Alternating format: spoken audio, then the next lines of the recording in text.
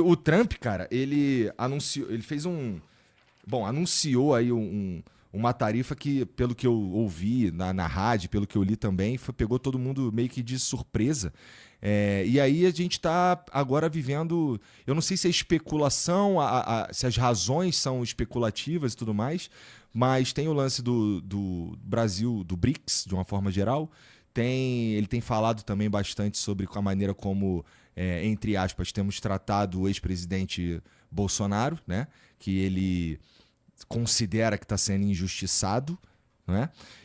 Mas no fim, o fato é que temos aí um problemão para lidar de uma tarifa que ela vai atrapalhar bastante a nossa vida no fim das contas, eu suponho, não é? Bem, primeiro é um prazer estar aqui com o professor Ricardo Marcílio, de quem eu sou grande admirador, já falei para ele. Tem uma sobrinha que é grande fã do Ricardo também. Que chique, né? Que me indicou aí o canal dele. E agradecer novamente esse prazer de estar aqui no Flow. Na realidade, assim, não sei se a gente leva muito a sério, né, num primeiro momento, porque esse apelido que o Trump teve lá nos Estados Unidos, o taco, né, que é o Trump sempre arrega.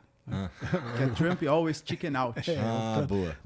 Traduzindo popular, é o Trump sempre arrega. Na realidade, ele arregou de novo, né? Apesar de não parecer, ele tenta sempre demonstrar força nesse estilo de coerção que ele tem, né? Mas os 90 dias que ele estabeleceu venceram no dia 9 de julho, né?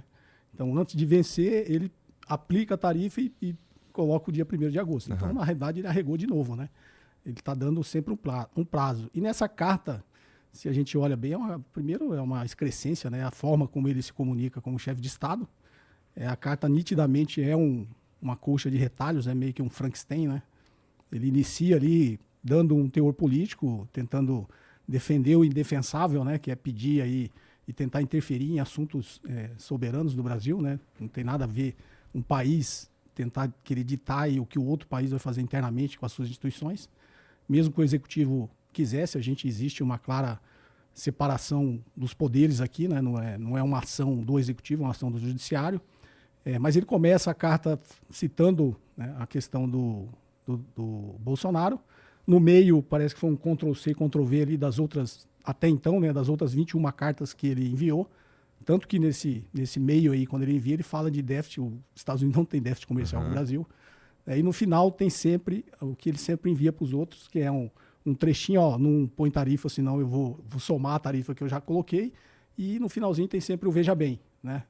Veja bem, se você, né, tentar negociar tal, a gente pode rever isso. Então, assim, é uma carta que qualquer diplomata, qualquer negociador minimamente acostumado com essas relações internacionais vai levar a sério. E o mundo não tem levado a sério as cartas do Donald Trump, né? Eu acredito que chegando em 1º de agosto isso não vai acontecer. Mesmo que aconteça, o impacto tanto para os Estados Unidos quanto para o Brasil, eu acho um tanto que irrelevante, né? Até para os caras que estão produzindo commodity aqui no Brasil? Então, ó, só sobre a carta ainda, né? Que eu acho que são... Por que o Trump ele fez essa carta? Eu acho que são alguns motivos principais. Porque talvez o principal motivo ele não tenha colocado na carta, que é a aproximação que o Brasil tem com os BRICS. Ele fala sobre a questão da política. Eu, particularmente, Igor, mesmo que ele seja a favor do Bolsonaro, muito difícil eu saber, né? Não acho que ele esteja querendo defender a democracia do Brasil. Afinal, mesmo se ele considera que o Bolsonaro solto é defender a democracia, ele não tem um histórico exatamente de defender democracias pelo mundo. Vide que ele não se importa com a Arábia Saudita, com a Turquia, com o Catar, por exemplo, que são governos autoritários, só que como são parceiros, não sofrem nenhum tipo de retaliação, né?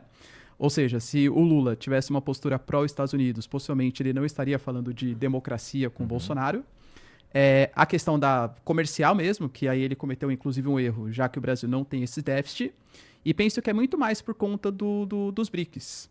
Tanto que hoje, por exemplo, ele já fez críticas à China, à Índia, ao Brasil também, falando que pode taxar em 100% esses países, caso eles continuem apoiando a Rússia na guerra. Percebe que é sempre contrário aos BRICS.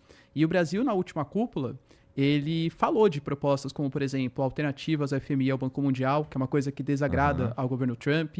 Ele falou assim, para mim não faz sentido, por exemplo, eu vou negociar com a Argentina, eu tenho que converter o real em dólar, negociar em dólar para eles converterem. Vou fazer com moedas locais. Então, meio que tentando tirar o dólar como moeda de trocas internacionais. Então, na minha visão, foi muito mais para deixar quase que um recado para outros países. Também não acho que vá permanecer até o dia 1º de agosto. O Trump muito possivelmente vai voltar atrás. Mas um recado para países, por exemplo, como a Arábia Saudita, que estão em negociações para entrar nos BRICS, ou com a Indonésia, por exemplo, que recentemente integrou, o Vietnã, por exemplo, todos esses países do sul global. Olha, se vocês continuarem com essa proposta de querer desdolarizar a economia, querer se aliar à China, por exemplo, isso vai ter repercussões comerciais, ou pelo menos eu vou ameaçar para que tenha essas repercussões. O Brasil, por exemplo, ele conseguiu assinar com os chineses, recentemente, uma parceria que pode estabelecer finalmente a ferrovia bioceânica. Eles estão anunciando, né, um estudo de viabilidade, por enquanto, mas para fazer com que o porto de Ilhéus, na Bahia, conecte ao porto de Xangai, que foi construído também pelos chineses no Peru, com mais de $1 bilhão. E aí, é difícil falar que o Brasil ele vai se afastar dos investimentos chineses, sendo que os chineses vêm aqui com investimentos em infraestrutura que podem potencializar muito as nossas barreiras, né, comerciais. Entendi. Bom, então a análise que eu tinha escutado sobre o grande problema ser a nossa ligação, seus BRICS, no final, que tem que mudar esse nome, né? Porque agora tem... BRICS mais. BRICS mais agora que a gente chama. Que tem a ver com esse... Eu ouvi também essa parada do dólar. Cara, os caras estão querendo usar outra moeda que não seja o dólar e tudo mais. Mas se a gente fosse... Bom, vamos lá. Fala-se muito do BRICS e tudo mais. Vocês conseguiriam explicar aí, basicamente, o que é e para que serve BRICS? Que talvez a nossa audiência não saiba exatamente o que é. O BRICS, na realidade, as iniciais... Começou, na realidade, sem África do Sul. Era o BRIC, né? Depois virou o BRICS. Que é Brasil, Rússia, Índia, China e África do Sul. Isso foi quando? Foi no começo do... 2009, se não me engano, né? Foi em 2009. E aí, na verdade, foi até um economista americano que criou esse termo e os países, por iniciativa até do Brasil, né? Que decidiu realmente entrar em cooperação entre esses países e acabou se tornando um bloco, digamos, no início já com a intenção contra-hegemônica, né? Contra o sistema hegemônico mundial, que era essa ordem unipolar comandada pelos Estados Unidos, né?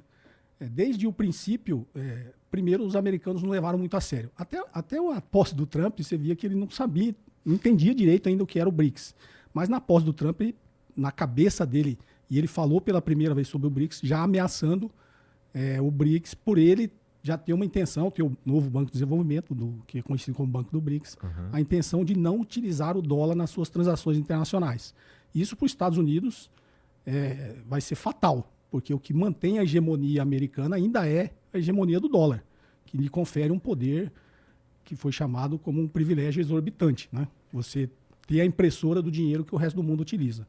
Só que, desde o início eu digo, né? Isso aí eu acho assim, quando você tenta demonstrar muita força é porque você é fraco, né? Então a posição dos Estados Unidos, com a ascensão da economia chinesa liderando esse bloco, que é o BRICS, que hoje já não são só os 5 países originais, né? Já tem o próprio Irã, né? Essa guerra do Irã também é uma forma de tentar atacar essa união que existe no BRICS, principalmente Rússia, Irã e China, né? Já fazendo ali o que eles chamam do corredor norte-sul, a própria intenção da China da nova Rota da Seda, né? Da iniciativa chamada Cinturão em Rota. O Irã ali é um ponto central, principalmente porque ele está no Oriente Médio, né? Que muitas vezes, por muitos especialistas americanos, é chamado de Ásia Ocidental, né? Não é nem Oriente Médio, porque quando se pega todo o continente asiático, é como se fosse realmente o Oriente Médio ali, a Ásia Ocidental, né? Porque ali é a transição do Oriente para o Ocidente, né? Então, a parte terrestre passa ali pelo norte do Irã e vai até a Turquia e chega na Europa, né? A parte marítima que eles estavam tentando, e depois o Ricardo tem muito mais conhecimento dessa geografia do que eu, mas assim, os movimentos geopolíticos que você vê tentando realmente afetar o BRICS. E o BRICS ele tem evoluído, inserindo outras nações, já representam mais de 50% da população mundial, praticamente mais de 40% do PIB. A China sozinha, já a produção industrial dela é maior do que os Estados Unidos e a Europa juntas. Então, assim, passou a ser um bloco que realmente ameaça a hegemonia americana. E quando esse bloco começa a fazer suas transações, pelo menos por enquanto bilaterais, sem passar pelo dólar, como o Ricardo falou, não faz muito sentido, né? Eu troco pela sua moeda, eu troco pelo dólar e pago você, aí você pega e troca pelo dólar. Faz sentido passar, faz nas duas moedas, né? Então essa última viagem do Lula para a China foi também reforçando, né? Indo além até isso. Depois a gente pode falar um pouquinho mais sobre essas estratégias do mercado financeiro, que é fazer swap cambial sem utilizar o dólar também, porque hoje todas as ferramentas que o Brasil e os outros países utilizam de swap cambial em dólar, né? Não faz muito sentido também. Se você quer proteger o seu empresário, eu quero proteger o meu e fazer swap cambial, por que não fazer nas nossas moedas sem utilizar o dólar? Então, todos esses sinais, por isso o Trump, desde dias da posse, ele fala, perder a hegemonia do dólar é como se perder uma guerra mundial. E é verdade, porque o que mantém todo o poderio americano, inclusive a capacidade dele financiar o seu poderio militar, é a hegemonia do dólar, né? Os Estados Unidos agora aprovou estourar lá a dívida americana em mais 5 trilhões de dólares. Só que o que é você poder emitir mais 5 trilhões de dólares? Você não pode emitir 5 trilhões de dólares de dívida se você não tiver mercado para vender essa dívida. E o mercado que os Estados Unidos utilizam para vender essa dívida é o mercado global. Se o mercado global parar de comprar essa dívida, ele teria que se financiar internamente, e ele não tem como fazer isso. Então, ele perder realmente a hegemonia do dólar é perder esse poder que ele tem, né? Um poder econômico incomensurável, que financiou ele ter aí quase 800 bases militares espalhadas pelo mundo. Ainda mais agora ele incentivando guerras. Isso é dinheiro, né? Ele precisa estar ajudando Israel, é dinheiro que ele tem que mandar. Abandonou a Europa lá e a OTAN, porque ele não tem como várias frentes de batalha ficar mandando armamento e financiando todos os países. Então, a grande preocupação dos Estados Unidos é econômica. E atacar o BRICS faz parte da estratégia dele. Então, como o professor Ricardo falou, atacar o Brasil é atacar o BRICS. Atacar o Irã é atacar o BRICS, né? E no final do dia, o objetivo final é tentar minar esse poder econômico que a China, que é irreversível, né? Essa ascensão econômica chinesa. Então, o BRICS é um bloco contra-hegemônico. E é um bloco diversificado, né? Além de ter o BRICS, a China também tem feito vários acordos com o continente africano, na Ásia Central, então com a própria Rússia, a parceria que tem com a Rússia, com o Irã.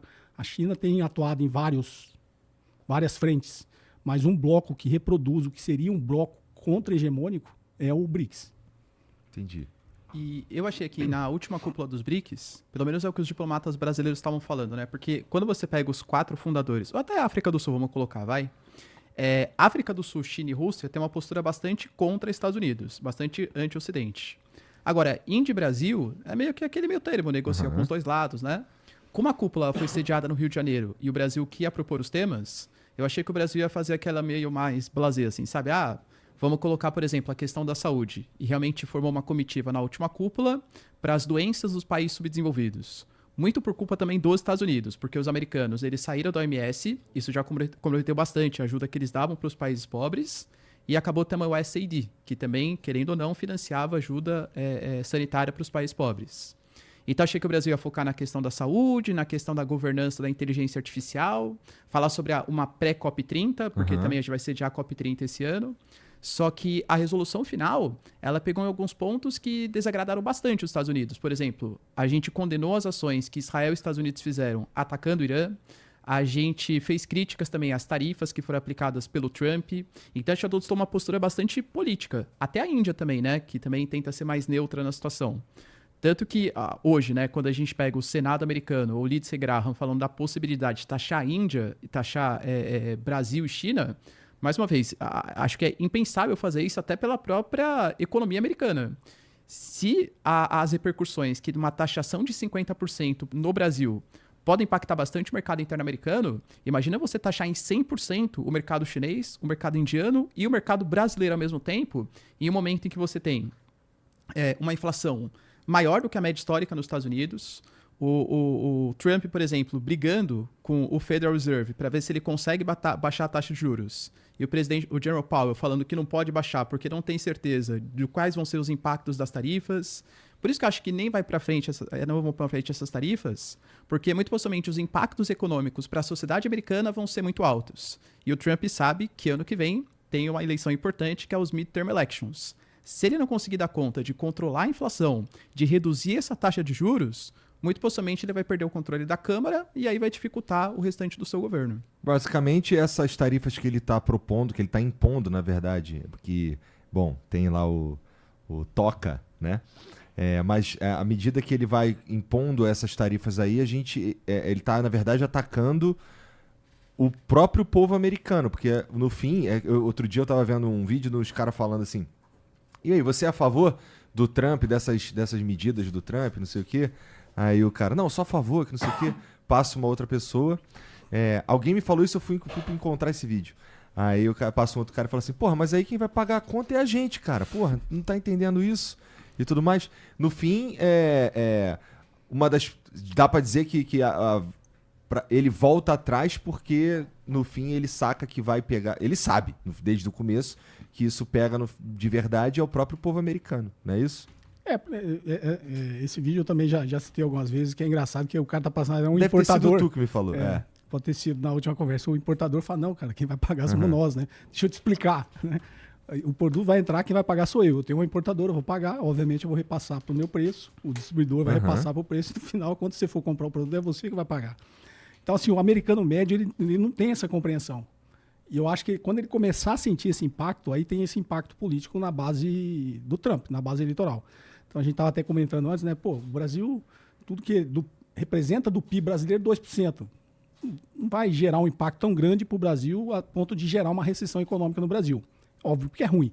Setorialmente, as empresas que vão ser impactadas vai ser ruim e vai ter um reflexo na nossa economia, mas não a ponto de gerar uma recessão econômica. A gente está falando, nos Estados Unidos, o Brasil representa 1%, vai gerar não. Mas quando você vê no dia a dia, ele está falando, metade do suco de laranja dos Estados Unidos é importado do Brasil. Faz parte do café da manhã do americano. O próprio café faz parte do café da manhã. A gente viu, quase deu uma revolução por causa do ovo. Não tinha nada a ver com tarifa, foi uma gripe aviária, mas... Então, assim, no dia a dia do americano, quando ele começar a sentir esse impacto, ele vai pagar 50% a mais no suco de laranja, vai pagar não sei quantos por cento a mais no café, e isso impactar no bolso e vai gerar inflação nos Estados Unidos. Tudo bem que a inflação lá é calculada de uma forma diferente, pode não ter o impacto que a gente imagine, mas terá um impacto inflacionário, né? Os Estados Unidos compram aviões da Embraer. Ele compra não é porque ele gosta da Embraer ou porque está tentando ajudar o Brasil e a Embraer, ele compra porque ele precisa. Se a Boeing tivesse aviões que fizessem o mesmo papel que os aviões da Embraer, ele compraria da Boeing. Ele está comprando a Embraer porque ele precisa. Então eu costumo brincar assim que o que é o que os Estados Unidos está fazendo. Eu tenho um déficit comercial. Eu tenho um déficit comercial com o supermercado da esquina de casa. Tenho um déficit comercial com a Enel, com a Sabesp. Esses caras não compram nada de mim, só eu compro deles. Eu vou aplicar uma tarifa que eu mesmo vou pagar. Falo, supermercado, a partir de amanhã você vai ter vou aplicar uma tarifa em você de 50%, tá? Tudo que eu comprar de você eu vou pagar 50% a mais. Não faz sentido. Eles não compram dos outros países porque eles estão ajudando, eles compram porque precisam, entendeu?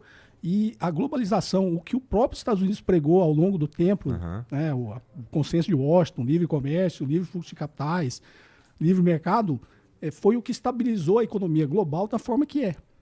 Vai ter um impacto, se isso tudo for para frente, vai ter um impacto, mas o mundo vai se reacomodar. O Brasil vai deixar de exportar suco de laranja para os Estados Unidos, digamos.